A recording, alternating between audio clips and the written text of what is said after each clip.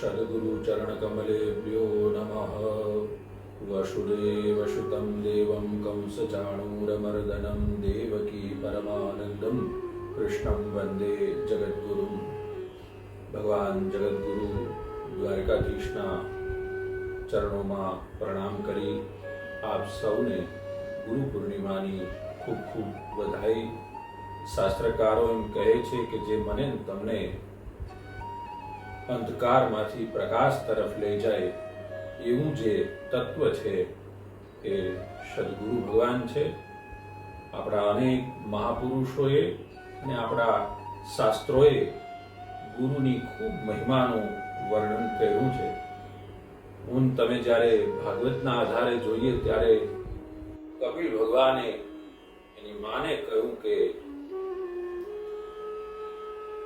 ગુરુ કોને કહેવાય? તિક્ષવઃ ત્યાંથી શરૂ કરીને કરુણા મૂર્તિ એવા ગુરુના અનેક લક્ષણોની ચર્ચા કરી છે। ગુરુ મને તમને જાગૃત કરે એવું તત્વ છે। એક ભાઈ કોઈ ભાઈના ઘરે બેસવા માટે ગયા એટલે બહુ વાતો કરી, કલાક જેવું થયું એટલે પેલા ભાઈએ કહ્યું જે આવ્યા હતા એને માલિકને કે ભાઈ તમારે ત્યાં મારી જેવા કોઈ બીજા આવે અને કલાકો સુધી વાતોમાં લાગી જાય તો પછી તમે શું કરો? એને બહાર કાઢવા માટે કઈ બહાનું તો જોઈએ ને। એટલે પેલા ભાઈએ કહ્યું કે કલાક થઈ જાય ને એટલે પછી મારા બાપુજી આવે અને એમ કહે કે બેટા ચાલો મંદિરે જવાનો ટાઈમ થયો, એટલે એ બાને અમે ઊભા થઈએ અને એમાંથી મુક્ત થઈ જઈએ છીએ। સદગુરુ એ જ કરે છે કે જ્યારે હું તમે બીજી સાંસારિક વાતોમાં બહુ ડૂબી જઈએ છીએ ત્યારે આપણને જાગૃત કરે છે કે ચાલો હવે ભજન કરવાનો સમય થયો, હવે ભક્તિ કરવાનો સમય થયો।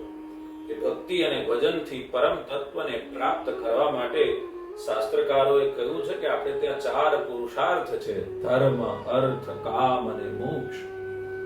મનુષ્યના જન્મ જન્માંતરનું કારણ પણ જેને શરીરની ચર્ચાઓ કરી છે, સ્થૂલ શરીર, સૂક્ષ્મ શરીર, કારણ શરીર। એ કારણ શરીરમાં 4 તત્વો છે: મન, બુદ્ધિ, ચિત્ત અને અહંકાર। એના ગુણ અવગુણો પણ હોય। હંમેશા મન છે ને એ સંશય કરે, બુદ્ધિમાં હંમેશા સંદેહ થાય, ચિત્તમાં ભ્રમ થાય, માણસ એમ કહે કે ભાઈ ચિત્ત ભ્રમ થયો છે, અને અહંકારમાં જડતા આવે। આ 4 તત્વો બાધક રૂપ બને છે।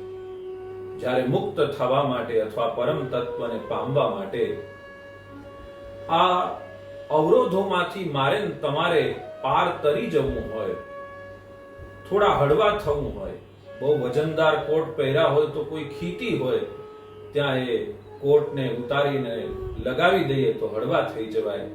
એમ કોઈ સદગુરુ મારા અને તમારા બોજાને હંમેશા દૂર કરે છે। એ સદગુરુ મારા અને તમારા મનમાં શ્રદ્ધા જન્માવે। શ્રદ્ધાનો અવગુણ, મનનો અવગુણ શું છે? સંશય। પણ એ મનમાં જ્યારે સદગુરુ શ્રદ્ધાના બીજ રોપે ને ત્યારે સંશય દૂર થઈ જાય છે।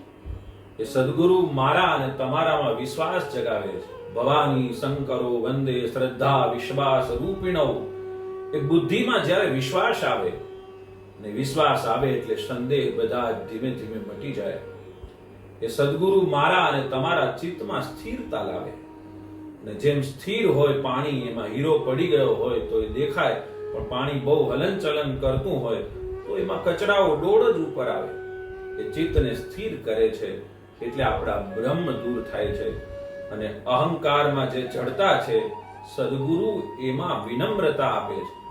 જ્યારે હું તમે કોઈના ચરણમાં નમી જઈએ છીએ, વિનમ્રતા આવી જાય ત્યારે મારી અને તમારી જડતાઓ દૂર થઈ જાય છે। કદાચ હું તમે ત્યાં સુધી ન પહોંચી શકીએ, પણ જે પહોંચેલા છે અથવા તો જે એને પુકારે છે એવા કોઈ સદગુરુનું શરણ, આપણે ત્યાં તો ભાગવતજીમાં ગજેન્દ્ર મોક્ષની કથા છે, એમાં ગજેન્દ્રએ હરિને પુકાર્યા છે। પેલા મગરે તો હાથીનો પગ પકડ્યો છે, પરંતુ છતાંય ગજેન્દ્રએ પુકાર્યા અને પ્રભુ આવ્યા ત્યારે સૌથી પહેલા એને મગરનો ઉદ્ધાર કર્યો।